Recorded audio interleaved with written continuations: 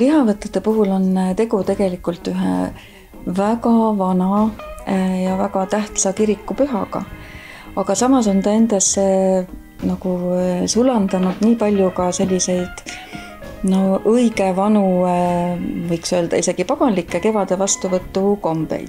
40-päevane paast hakkab läbi saama ning lõpuks ometi on lähenemas pühapäevane pidupäev. Läbi aegade on tulnud ikkagi need munade värvimine. See küll väga vana traditsioon ei ole, aga seda on ikkagi väga armastatud ja väga tehtud. Ja kõik see niisugune kokkutulemine, see paremad toidud ikka, see on läbi aegade tulnud. Ja mingil ajal on olnud ju need, mida praegugi ju lastele tehakse, on ikkagi see jänkupühad ja tipupühad ja see on ju laste jaoks ikkagi ju nii tähtis, et kõik need munade peitmised ja munade otsimised ja ütleme uuemal ajal need šokolaadimunadki, et see traditsioon on nagu võiks öelda, et nagu rikastunud ikkagi ajas. Maret Tammjärve sõnul võib neid pühi kutsuda, kuidas keegi soovib. Lihavõttepühad, kevadpühad, ülestõusmispühad, munadepühad. Heal lapsel mitu nime ja nii on lihavõttepühasid kutsutud ka kiigepühadeks ja siin said siis inimesed või siin sai alguse tegelikult see kiigel käimine, kus noored said kokku, tantsiti, pidutsaid ja kevad tuli hinge.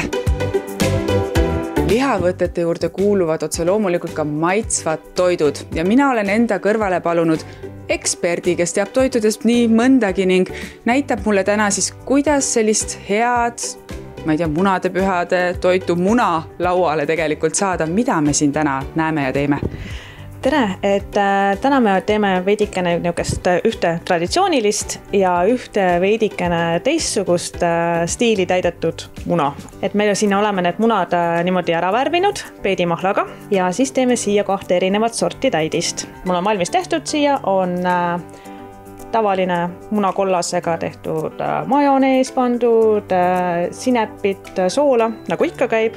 Ja sellele paneme kalamarja peale ja siis ka just metsa alt ja aiast leitud saadusi. Põhimõtteliselt praegu võib igaüks juba tegelikult õue minna endale need värsked saadused koju tuua ja lauale panna. Juba olemegi nii kaugel, kevad on käes. Jah, täpselt nii, et linnud laulavad ja asjad, taimed kasvavad.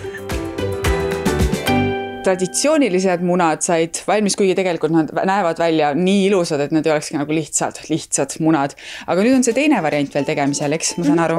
Jah, et võtame täpselt selle sama muna või, et ma kasutasin kokku oli 6 muna, et päris palju tuli seda segu ja paneme siia sisse ka natukene toorjuustu.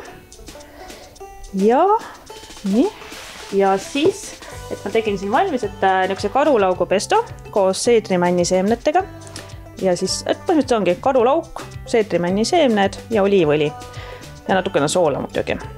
Et kindlasti olge ettevaatlikud, et kui lähete metsa korjama, et teaksite, mida te korjate, et mitte piibelehte, vaid karulauku.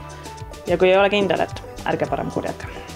Aga segame siis selle kokku ja siis täidame sellega järgmised munad. Tõesti, see lõhn on nii värske ja värvi poolest välja näeb see nagu selline ilus, värske kevadine muru võib-olla, eks ju? Täpselt nii. Nii mõnus igatahes, niisugune hõng on siin juba sees, ma juba ootan, et need munad siit lilla ja rohelise ja kõige muuga siit ilusaks kokku saaksid. Et ka siia võib miks mitte lisada, eks ole, kalamarja või kui ei taha forelli, et näiteks ka vürtskilu, miks mitte. Nii palju erinevaid võimalusi on. Kuidas need munad sealt ikkagi niimoodi lillaks said, et kas me saame seda võib-olla televaatajatele ka rääkida ja koju nipina võib-olla kaasa anda, et kuidas need lillad munad endale lauale saada? Jah, et väga lihtne, et kõigepealt keedate munad ära, 8 minutit kuskil, väga kõvaks ei tasu keeta, et siis see muna kollane sealt välja võtta, et ta peaks veidikene pehmem pikem olema. Et 8 minutit kuskil keedu aega ja seejärel panna kas peedimahla või siis võtate ühe peedi, keedate ära ja selle vee sees siis hoiate mune. Vähemalt 3 tundi võiks see olla toatemperatuuril.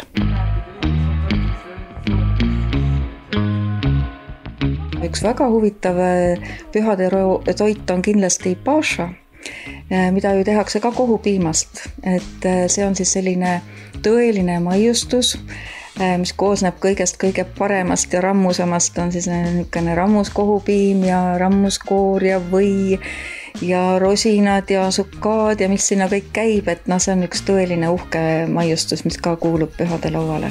Lihavõtete staariks on siiski see üks ja ainus tegelane, muna.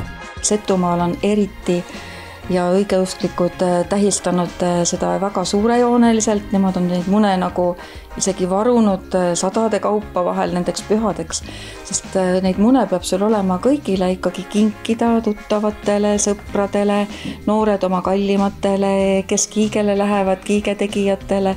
Ühesõnaga neid mune peab olema palju ja noormehed on omal ajal käinud tüdrukute käest neid mune norimas ja ühesõnaga selline munade kinkimine on väga oluline.